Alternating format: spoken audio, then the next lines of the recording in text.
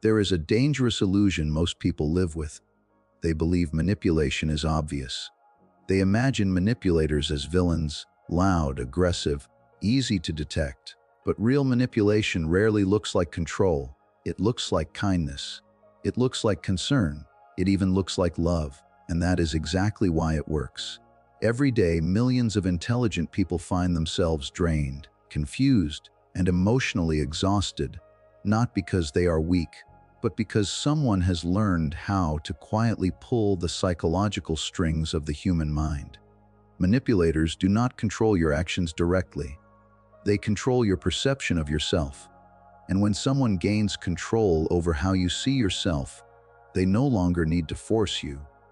You will begin controlling yourself for them. Psychology has studied this phenomenon for decades. Researchers at institutions like Stanford and Harvard have shown that subtle emotional cues, guilt, approval, rejection, validation, can alter human behavior more effectively than direct orders. In other words, the most powerful form of control is invisible control, and manipulators rely on one psychological trick above all others, a trick so effective that most people never realize it is happening. But once you understand it, something extraordinary happens. You stop being easy to control, and suddenly, the entire game changes. Let's uncover the 5 psychological patterns manipulators use and the hidden awareness that breaks their influence.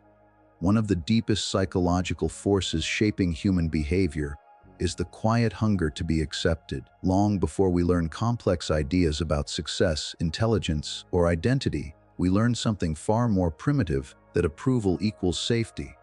As children, we look into the eyes of our parents and teachers searching for a simple signal: am I good enough? A smile means belonging. A frown means danger. And over time, this ancient emotional reflex becomes woven into the architecture of our personality. You may think you have outgrown this need as an adult. You may believe your decisions are guided by logic, independence, and reason. But deep within the unconscious mind, that old mechanism still operates. The desire to be seen as worthy, respected, or admired remains one of the most powerful psychological drivers in human life. And manipulators understand this instinct with unsettling precision. They rarely try to control you directly. Direct control creates resistance. Instead, they do something far more subtle. They control your access to approval. At the beginning, everything feels natural, even uplifting. They praise you. They highlight your strengths. They say things that make you feel understood in a way few people ever have. Perhaps they tell you that you are different from others, that you are unusually intelligent, unusually kind, unusually insightful. In those moments, something inside you relaxes. You feel recognized. You feel valued. You feel, perhaps for the first time in a long while, that someone truly sees you. But slowly, almost invisibly, the emotional climate begins to change. The praise becomes conditional. At first, the shift is small. When you agree with them, the warmth is still there.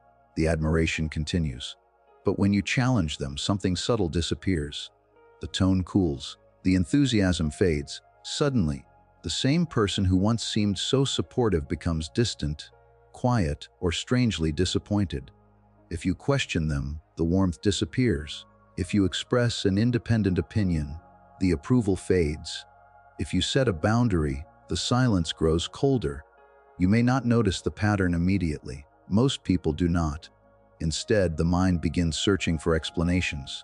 Maybe I said something wrong. Maybe I misunderstood. Maybe I should be more careful next time. And this is where the psychological trap closes. Behavioral psychologists have long studied a phenomenon called intermittent reinforcement. In laboratory experiments, animals quickly become obsessed with behaviors that produce unpredictable rewards. If a reward appears every single time, the behavior remains stable but calm. But when the reward appears only sometimes, unpredictably, the behavior becomes intense, even compulsive. This is the same principle that makes gambling machines so addictive. The uncertainty of the reward hijacks the brain's motivational system. Manipulators apply this exact mechanism to human relationships. They alternate between affection and withdrawal. between validation and criticism, between closeness and emotional distance. One day you feel admired, valued, even special. The next day you feel invisible, misunderstood, or subtly rejected, and the mind begins chasing the approval it once received so easily. You may find yourself trying harder to please them, adjusting your words, softening your opinions, avoiding conflict. Not because you consciously decided to change, but because your nervous system has learned something powerful. Approval from this person feels good, and losing it feels unbearable, so you adapt. A partner may shower you with affection one week, and then grow strangely distant the next, leaving you wondering what changed. A boss may praise your work enthusiastically one day and humiliate you publicly the next, creating a constant pressure to perform perfectly. A friend may be supportive and warm as long as you agree with them, but suddenly cold the moment you assert your own perspective. In each case, the psychological mechanism is the same. Your brain begins treating approval like a reward that must be earned, and without realizing it, you start editing your own personality to maintain emotional safety. But here is the deeper truth most people eventually discover, often after years of exhaustion. When your sense of worth depends on someone else's approval, you have quietly handed them the steering wheel of your identity. They no longer need to control your actions directly. Your own mind will do the work for them. You will silence your own instincts. You will question your own perceptions. You will slowly reshape yourself to maintain harmony. And yet the harmony never truly arrives, because the reward was never meant to stabilize you. It was meant to keep you searching. The first real defense against this psychological pattern is deceptively simple, yet profoundly difficult to practice. You must stop measuring your value through someone else's approval. Not because approval is meaningless, but because it cannot be the foundation of your identity. The moment your sense of worth depends on another person's reactions, you become vulnerable to invisible forms of control. But when approval stops defining your value, something powerful happens. The emotional hooks begin to lose their grip. Silence no longer feels like rejection. Disagreement no longer feels like danger. And the sudden withdrawal of warmth no longer forces you to question your own reality. Because when your worth comes from within, approval becomes a gift rather than a necessity. And the moment approval loses its power over you, manipulation loses its leverage. There is a moment in many relationships when something strange begins to happen inside the mind. At first it feels small, almost insignificant, like a tiny crack in the glass of your certainty. You notice something that feels wrong. A conversation that doesn't make sense, a promise that was clearly broken, a behavior that contradicts what was said only days before. Naturally, you bring it up.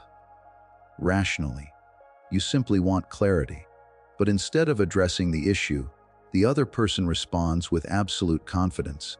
That never happened. You're imagining things. You always misunderstand what people say. You're being too sensitive. At first, you resist this. Your memory feels clear. Your perception feels grounded. You know what you heard. You know what you saw. And so you try to explain again, maybe more carefully this time, thinking perhaps there was simply a misunderstanding, but the denial continues. Not with anger, not with obvious hostility. Often it comes with calm certainty, even concern, as if they are the rational one and you are the confused one. And this is where the psychological disturbance begins. Because when reality itself is questioned repeatedly, the mind starts searching inward for the error. You begin replaying the moment again and again in your thoughts. Maybe I heard it wrong. Maybe I misunderstood the situation. Maybe I'm overreacting. This quiet self-doubt becomes the soil where one of the most dangerous forms of manipulation grows. Psychologists call this phenomenon gaslighting, a term that originated from an old psychological thriller in which a husband slowly convinces his wife that she is losing her sanity. He secretly alters things in their home, dimming lights, moving objects, and when she notices, he calmly denies that anything has changed. Over time, the woman begins to question her own mind. What makes gaslighting so powerful is not the lie itself. It is the erosion of trust in your own perception. Human beings rely on an internal compass to navigate reality. Your memories, your observations, your emotional reactions, these form the foundation of how you understand the world. When that compass becomes unreliable, you feel psychologically disoriented, and manipulators exploit that disorientation. Instead of arguing with your claims, they attack your credibility. They subtly suggest that your interpretation of events is flawed. Perhaps you are too emotional. Perhaps you exaggerate. Perhaps you remember things incorrectly. Notice the shift that happens here. The conversation is no longer about what actually happened. The conversation becomes about whether you are capable of perceiving reality correctly. Over time, this begins to wear down even strong individuals. Confidence in your memory weakens.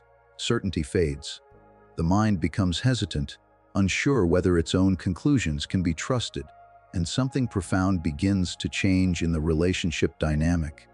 If you can no longer trust your perception, you begin looking to the other person for clarification, for guidance, for their version of what is real. Without realizing it, you start allowing them to define reality for you. This is the true objective of gaslighting. Not simply to win an argument, but to become the authority over your perception. Modern psychological research has shown that long-term exposure to this kind of manipulation can significantly damage a person's self-trust. Victims often report feeling confused, mentally foggy, and emotionally unstable, even when they were once confident and clear-minded individuals. The tragedy is that many people blame themselves for this shift. They believe something inside them is broken. But the truth is much simpler. Their perception has been systematically invalidated, and when a human being repeatedly hears that their experiences are wrong, exaggerated, or imaginary, the mind eventually begins to absorb that message. But awareness changes the entire equation. The moment you begin recognizing this pattern, the fog starts to lift. You begin noticing how certain conversations never address the actual issue. You begin observing how your feelings are dismissed instead of acknowledged. You begin realizing that the goal was never mutual understanding. The goal was control. Because a person who trusts their own perception is difficult to manipulate. They notice inconsistencies. They recognize contradictions. They question explanations that do not align with reality. But a person who doubts themselves becomes easier to guide. They hesitate before speaking. They apologize for things they did not do. They rely on others to interpret their own experiences. This is why the most powerful defense against psychological distortion is not aggression, not confrontation, but clarity.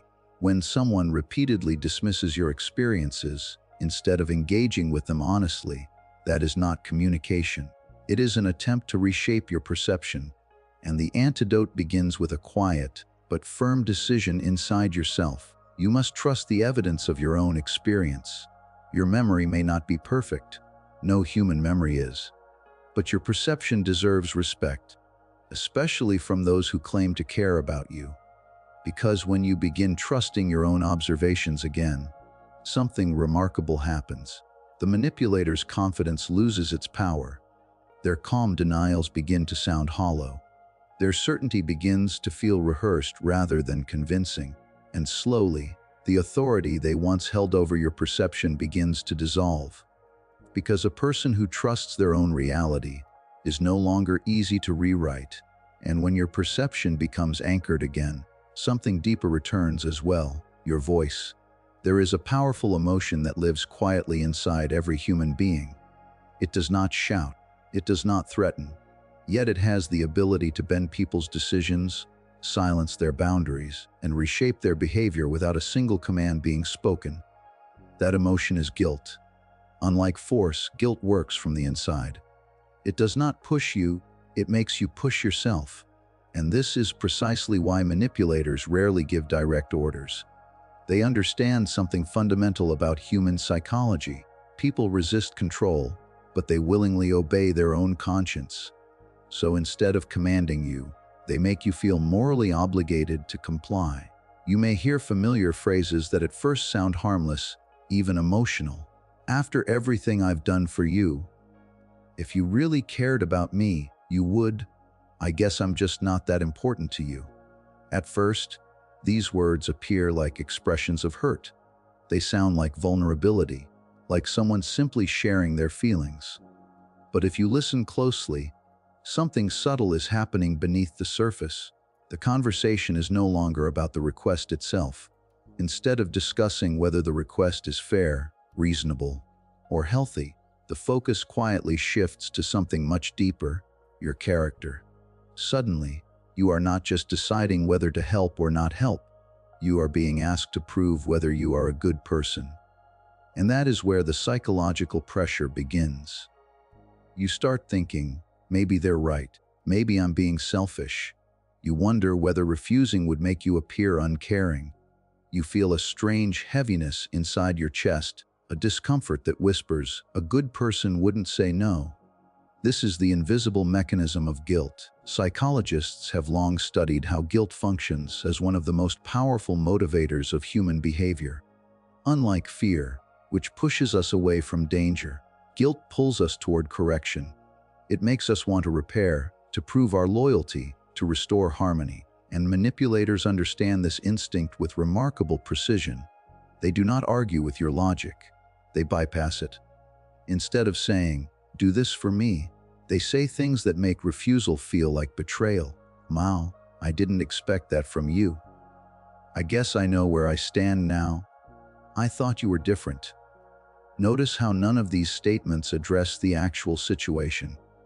They do not discuss the practicality of the request, the fairness of the demand, or the reality of your circumstances. They go straight for your identity. And when someone feels their identity as a good person is under threat, they will often sacrifice their own needs just to repair that image. This is why so many people find themselves agreeing to things they do not want to do. They say yes when their entire body is telling them no. They take responsibility for problems that were never theirs. They bend their boundaries simply to escape the suffocating feeling of guilt. But beneath this emotional pressure lies a deeper truth that many people eventually discover through painful experience. Not every feeling of guilt reflects a moral failure. Sometimes guilt is simply a signal that someone else is uncomfortable with your independence. Human beings have an ancient fear embedded in their nervous system, the fear of social rejection. For thousands of years, survival depended on belonging to a group. Being excluded from the tribe meant vulnerability, isolation, and danger. Because of this evolutionary wiring, the possibility of disappointing someone can feel psychologically threatening, even when the request itself is unreasonable. Manipulators exploit this fear.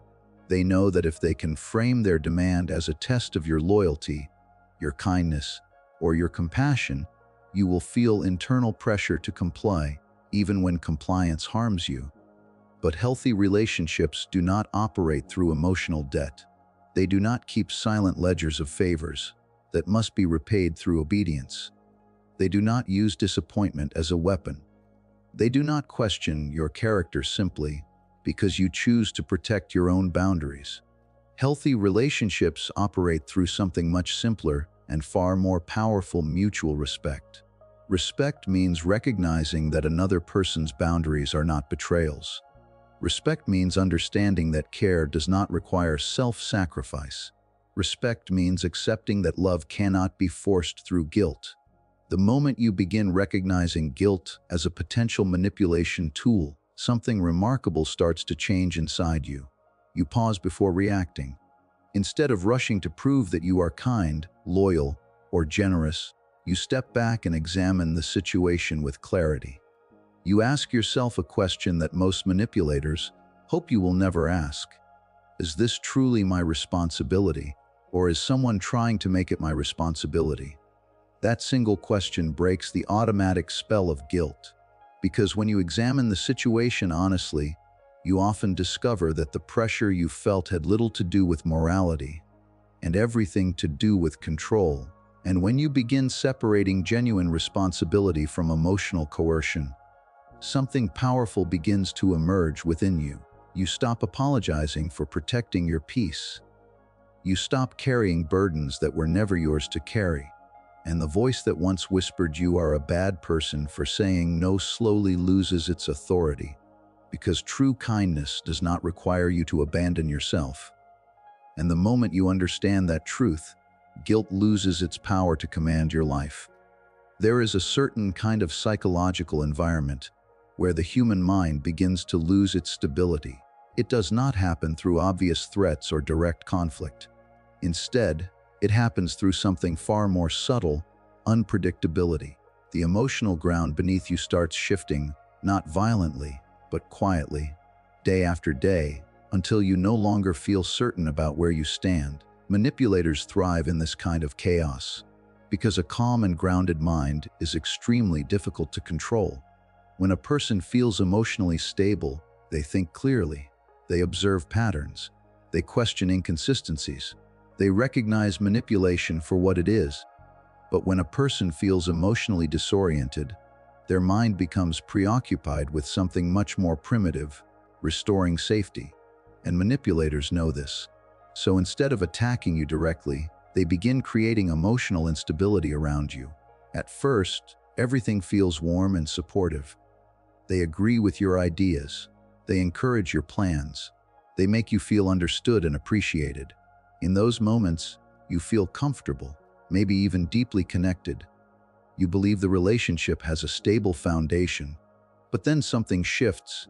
Without warning, the tone changes. The same person who supported you yesterday becomes distant today. The same person who praised your thinking suddenly criticizes it.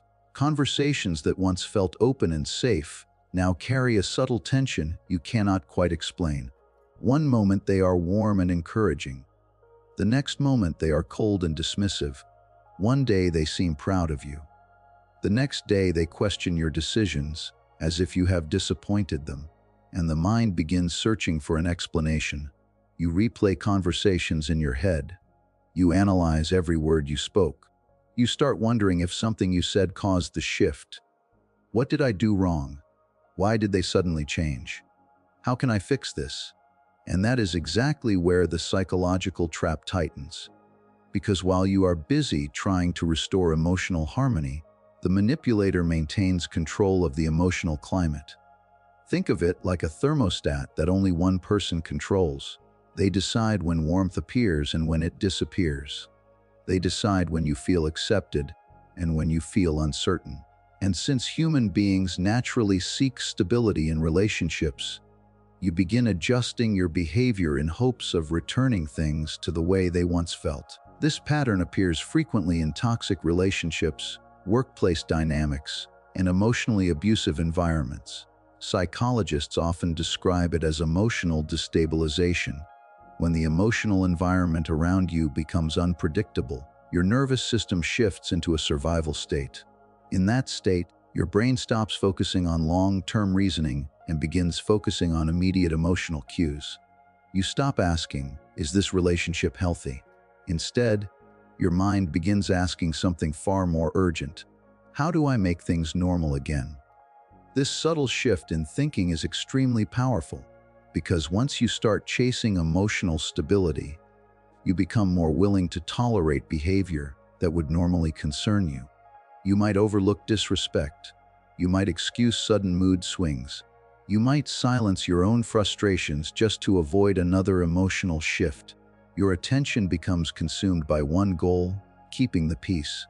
But the peace never fully arrives, because the instability was never accidental. It was the mechanism of control. When warmth and approval appear unpredictably, the human brain becomes hyper, focused on maintaining them. Just like someone playing a slot machine, you begin hoping that the next interaction will return the relationship to its comfortable state. And while you are focused on regaining that stability, you become less likely to question the system itself. But awareness changes everything. The moment you recognize this pattern, you begin stepping outside the emotional storm instead of trying to control it. You begin observing rather than reacting. You notice how the emotional climate seems to change without clear reasons. You notice how your own thoughts have become increasingly focused on repairing something that you never actually broke. And slowly, a deeper realization begins to form. A healthy relationship does not require you to constantly monitor the emotional temperature. It does not force you to analyze every word, every reaction, every silence.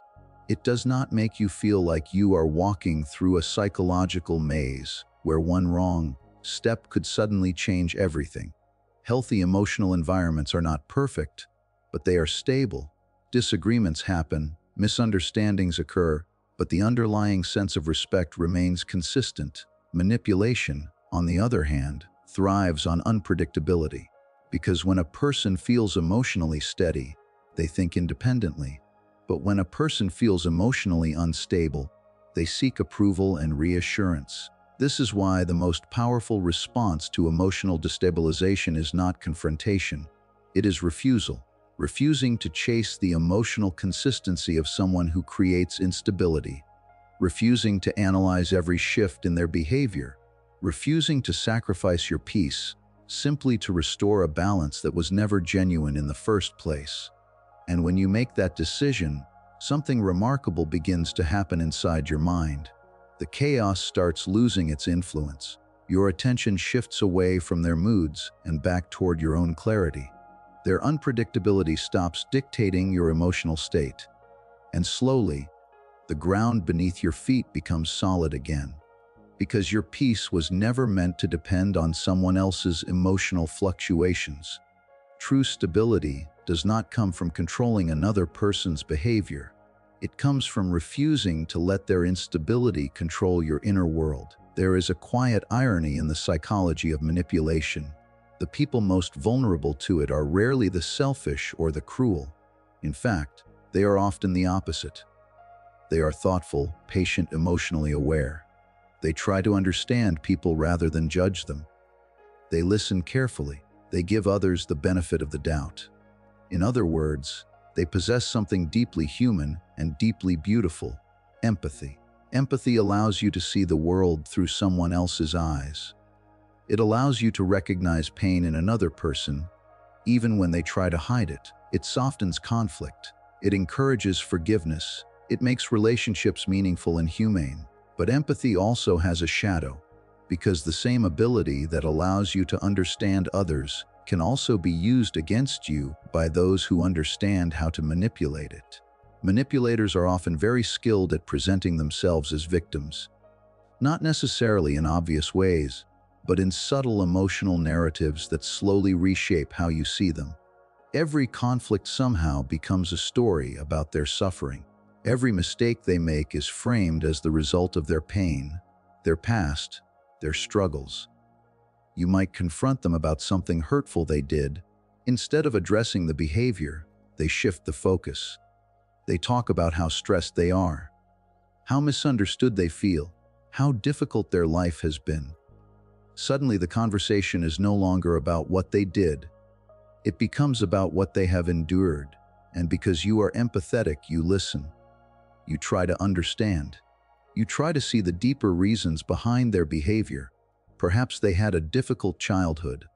Perhaps they were treated unfairly in the past.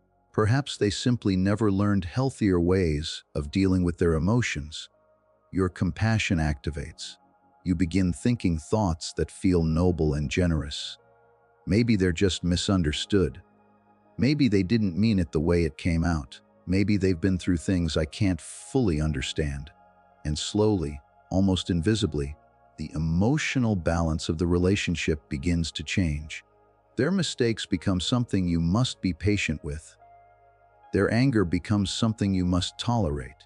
Their disrespect becomes something you must excuse because, after all, they are hurting. Even your boundaries begin to feel like acts of cruelty. When you try to protect your time, they say you are abandoning them. When you express frustration, they say you are attacking them. When you distance yourself, they say you are breaking their heart. And so your empathy begins working against you. You become more careful with your words, more forgiving of their behavior, more willing to sacrifice your own comfort just to avoid adding to their pain. But beneath this pattern lies a profound psychological truth. Compassion without boundaries slowly turns into self-sacrifice. And self-sacrifice, when it becomes a habit, quietly erodes your identity. You begin neglecting your own needs. You ignore your own emotional exhaustion. You justify behaviors that once would have felt unacceptable. Not because you are weak, but because you are trying to be kind. Yet kindness was never meant to require the abandonment of yourself. Empathy is one of the most valuable human qualities, but like any powerful force, it must be balanced with awareness. True empathy does not mean absorbing someone else's suffering at the cost of your own well-being. It does not mean allowing another person's struggles to dictate the direction of your life. Healthy empathy recognizes another person's pain while still recognizing your own limits. You can care about someone's past without becoming responsible for repairing it. You can acknowledge someone's trauma without allowing it to justify harmful behavior. You can listen to someone's struggles without surrendering your boundaries. This distinction is incredibly important because manipulators rely on the confusion between compassion and obligation. They want you to believe that understanding them means excusing everything they do. But real compassion is not blind. Real compassion sees clearly. It understands pain, but it also understands accountability. It recognizes that every human being carries wounds, yet every human being is also responsible for how they treat others. When empathy is healthy, it creates connection. When empathy is exploited, it creates control, and the difference between the two often lies in one simple realization. Someone's suffering may explain their behavior, but it does not excuse their behavior. The moment you understand this, something shifts inside you. Your compassion becomes stronger, not weaker, because it is no longer mixed with fear or guilt. It becomes grounded in clarity rather than emotional pressure. You can still care about someone's struggles. You can still wish them healing, peace, and growth. But you no longer believe that their healing must come at the cost of your peace.